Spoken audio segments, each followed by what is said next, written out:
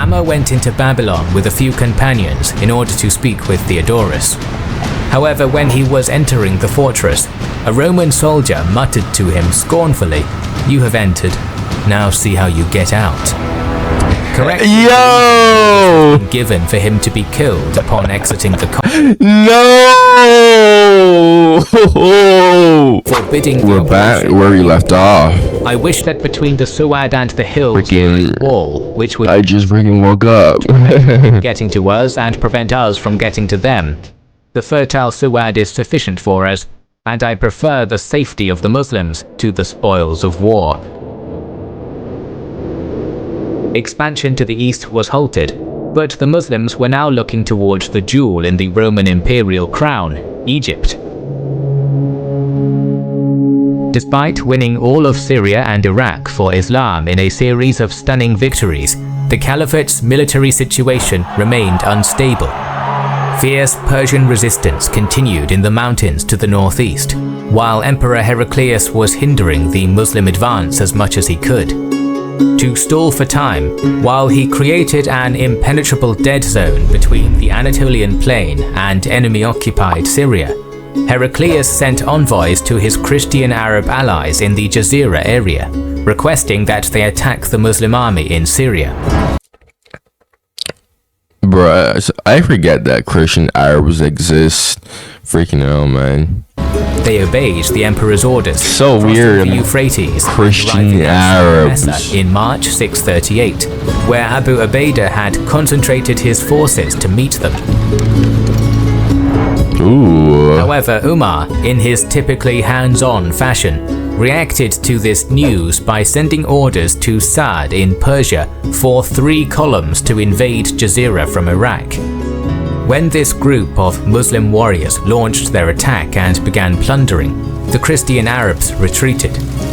In the aftermath, forces under Sa'd turned and annexed Jazirah completely. Wow. Wow. Hey man, good on the Christian Arabs for staying loyal to the Byzantine Empire though. I am kind of surprised that they did not switch sides considering the situation that the Roman Empire is in right now. At the same time, multiple mounted raiding parties were sent by Abu Ubaidah into Roman lands.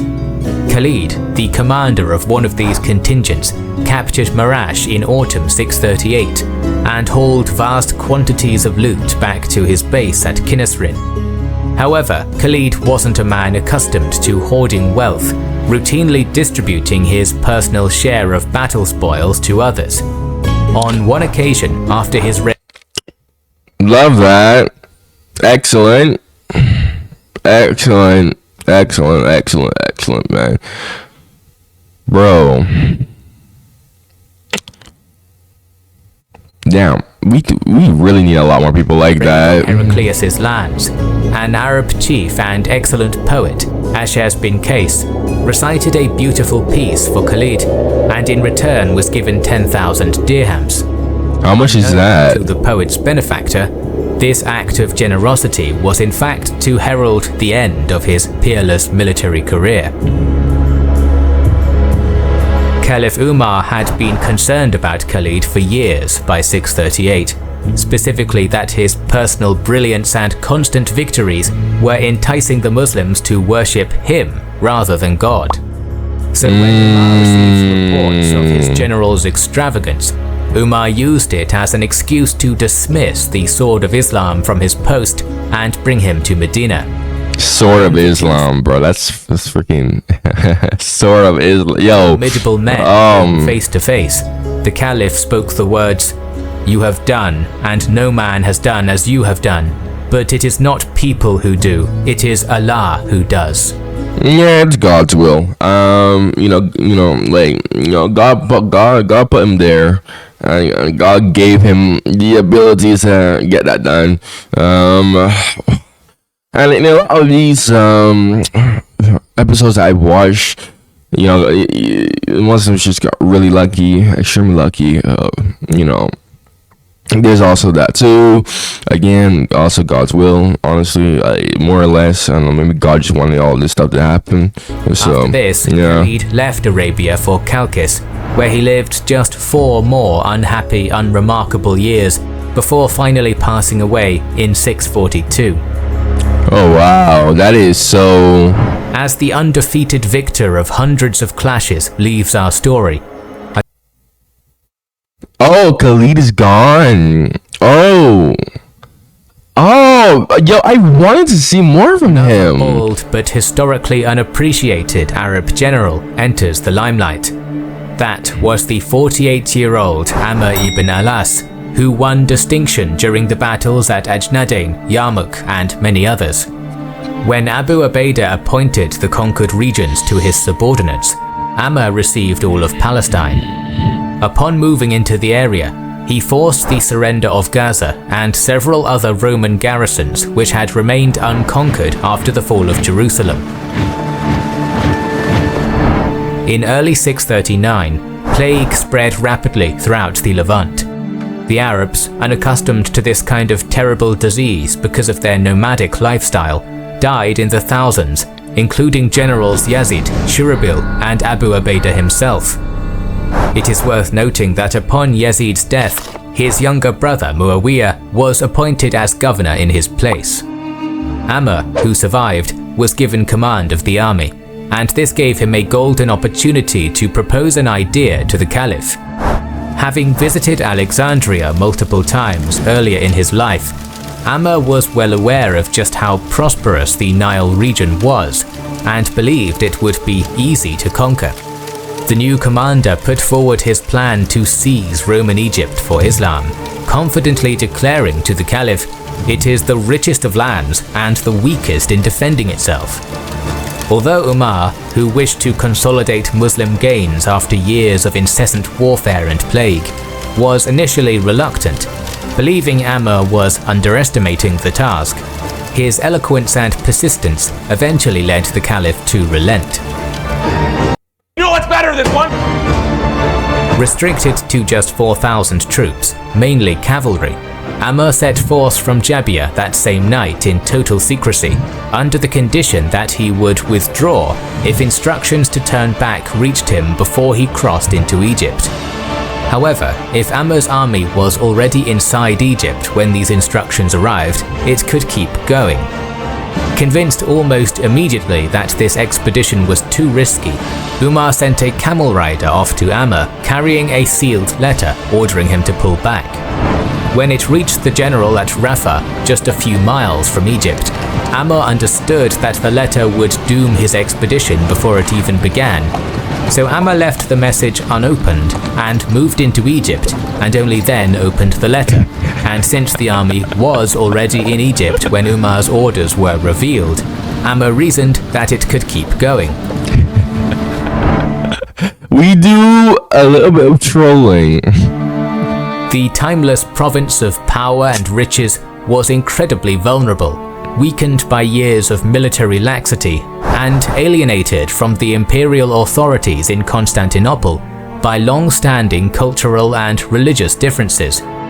The primary factor was that the Copts, Egypt's native population, adhered to a different form of Christianity to the empire at large. What the heck? Heraclius in particular persecuted any perceived heretic in a manner that made religious division inevitable. Bro, you do not want this right now. Roman authorities in Alexandria were alerted to Amr's presence, responding by raising troops and sending some of them to reinforce Pelusium, the key to Egypt. Setting forth from Arish in late December 639, the Caliphate's small army of veterans soon reached Pelusium, besieging it by land. However, Roman naval superiority meant that the city garrison could be reinforced and supplied, and this led to a 2-month-long siege, which was only brought to a conclusion when the Muslims repulsed a sortie and stormed the city in mid-February 640.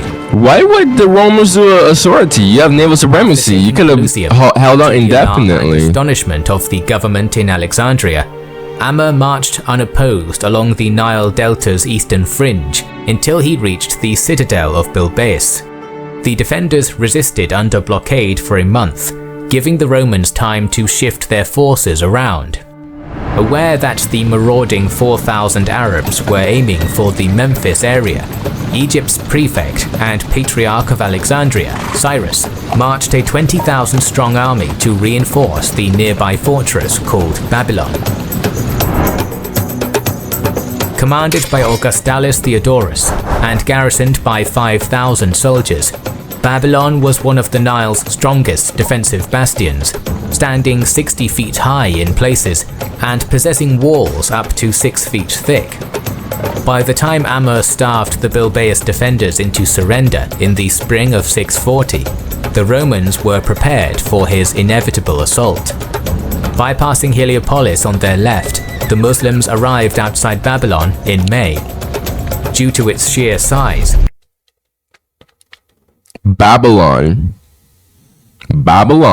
Is this the same Babylon from the Bible? I thought Babylon was in Iraq. Is this the same Babylon that's always mentioned? Am I tripping right now? Is this the same? Is this the same historic Babylon from both books, Quran and Bible? I don't even know if the Quran mentions Babylon. Like Babylonia.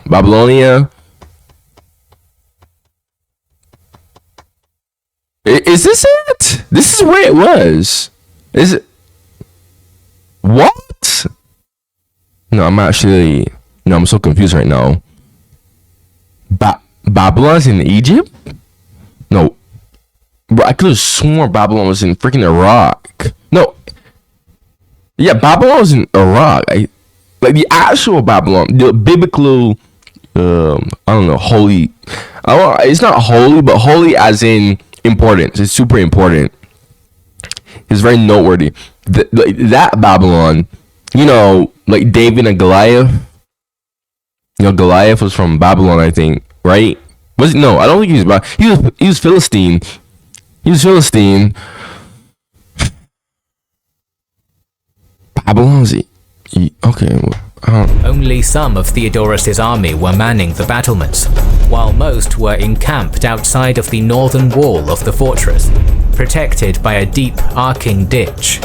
Fortifying this secondary position even further were spikes in front, and undug sections around the perimeter to act as sally points. Shortly after arriving and witnessing the Roman strength arrayed inside Babylon, Amr launched his 4,000 against the Roman units directly in front of the trench. Oh, that's After not. a fought skirmish, the Muslims were repulsed with relative ease and set about finally making camp. Observing that his plan to keep Theodorus on the defensive was paying off, Amr mounted daily raids against the Roman positions all along the ditch. Furthermore, in an attempt to conceal just how tiny his forces were, the Muslim commander split and spread it over a large area.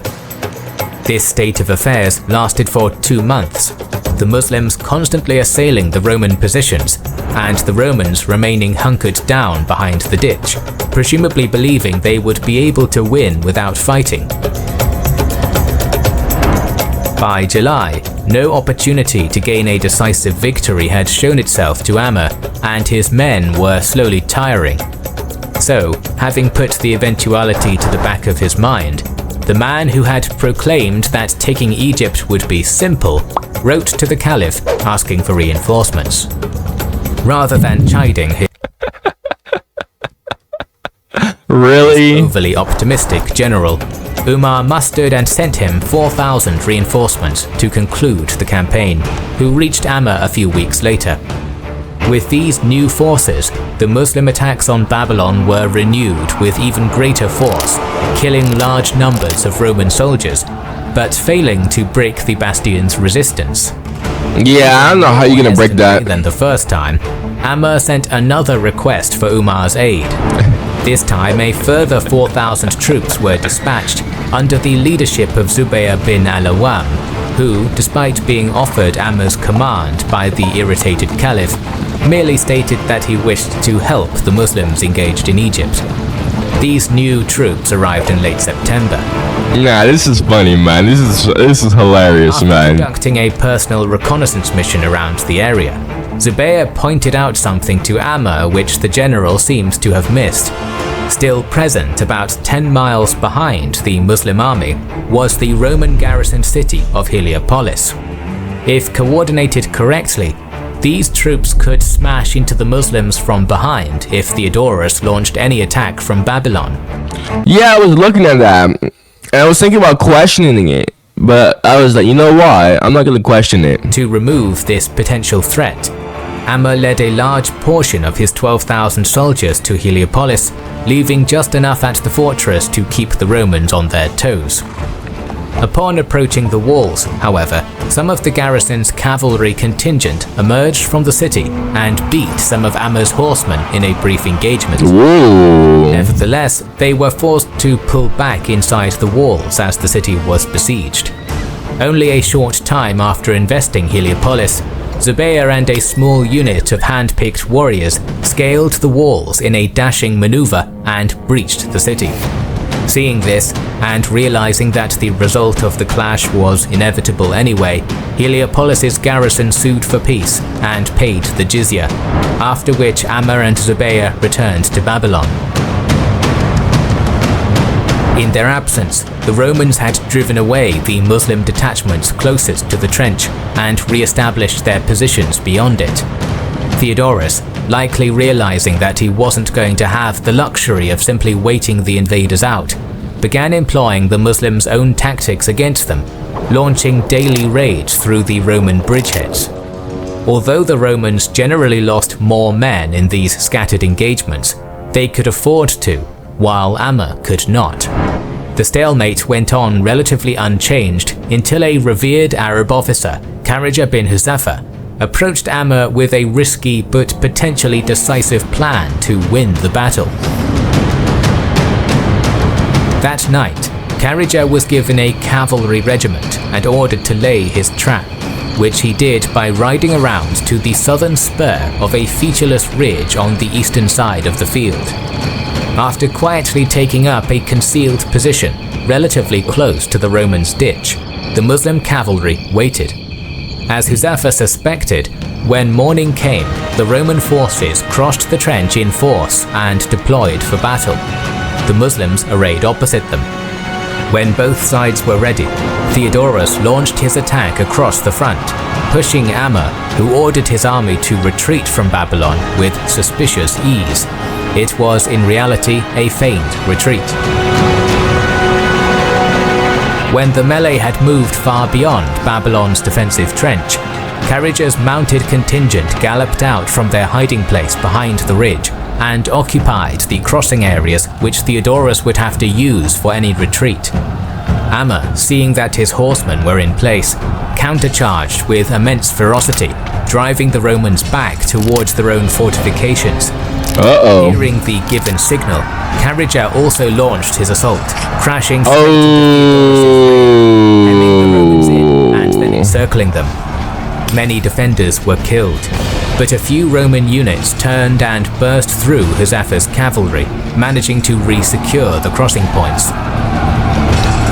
Yeah, but the remnants of the Roman army of Babylon retreated across the trench. This battle is something else. It's funny how the Romans gave the Muslims so much, like really a run for their money, but they just could never, for some reason, they just couldn't just pull through. They gave them a run for their money, but they just could not be competent enough to just pull through. That's what I've noticed, man.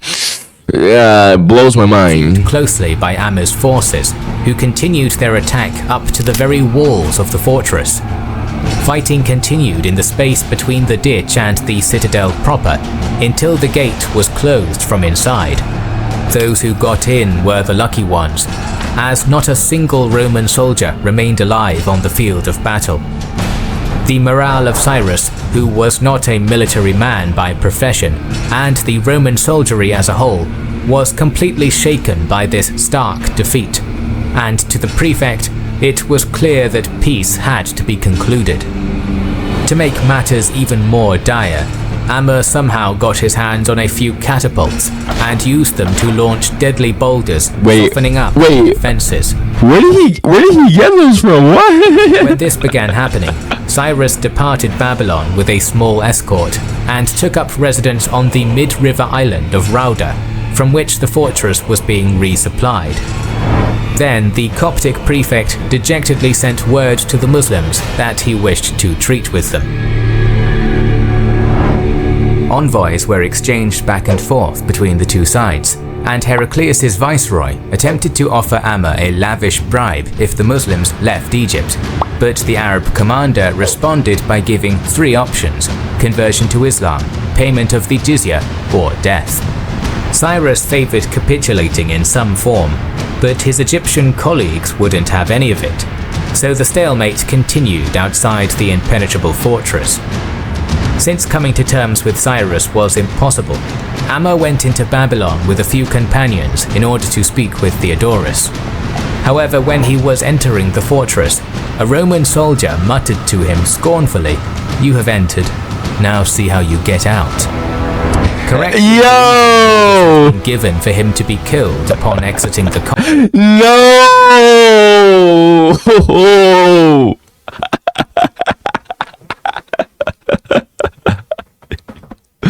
Oh, yo, no, nah, bro, no, chill, bro. No.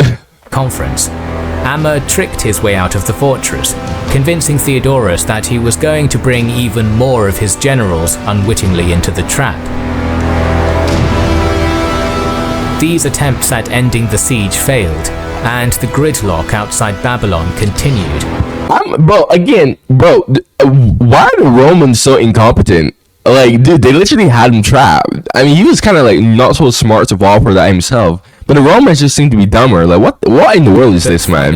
In mid-December, the observant Zubayr noticed that since most of the fighting had taken place on Babylon's north side, the riverside Gate of Iron and its 2 guard towers were relatively undefended. Just like that, the Muslims had found a key to Theodorus' citadel. Swiftly putting his infiltration plan into action with Amr's blessing, Zubayr assembled a unit to conduct the operation. On the moonless, clear night of December 20th, 640, most of the Muslim army arrayed quietly outside the Gate of Iron, while Zubayr and his comrades climbed ladders up the wall. Then, when some of his men were gathered on top, a deafening Islamic battle cry was sounded, echoed by the entire army, causing shock and panic amongst defenders who had no idea what was happening. Amidst the chaos, Zubayr slew the gatehouse sentries and broke the chain which held the gate closed, allowing Amr and the Muslim army to flood inside. While some of the more elite Roman formations made a brave last stand, most of their comrades routed towards the Nile. Once they reached the riverbank, the soldiers crossed to the safety of Rauda on pre-prepared boats, which ferried soldiers back and forth throughout the night. Among those who fled was Theodorus, who managed to escape Amr's grasp and run back to Alexandria. The next day, Cyrus sued for and obtained peace for the Copts on Muslim terms, agreeing to pay the jizya and submit the entire country to Islamic rule. Wow. The Romans in Egypt could either accept and remain, or reject and depart. Unsurprisingly, when Heraclius received a letter from Cyrus seeking the imperial stamp of approval for his peace with Amr, the emperor was furious and categorically refused, responding with a message full of scorn and insults. To ensure that an active defense of Egypt continued despite the prefect's treachery, Heraclius had other messages ordering firm resistance delivered to all of his Roman generals in Egypt, who obeyed their sovereign without question. Cyrus, disavowed by the Romans, put himself and the Copts under Amr's command, promising the Muslims administrative and engineering assistance. Memphis was now secure, and the push This man is switched sides. What in the world? Alexandria Bruh. in. Look, man, that was okay. Well, he's not Khalid, but yeah, it was still good to watch, man. Look, man, thank you for watching this video, man. Go like and subscribe. You know, got any suggestions for me? Go comment down below, man. You already know the drill, man. Goodbye.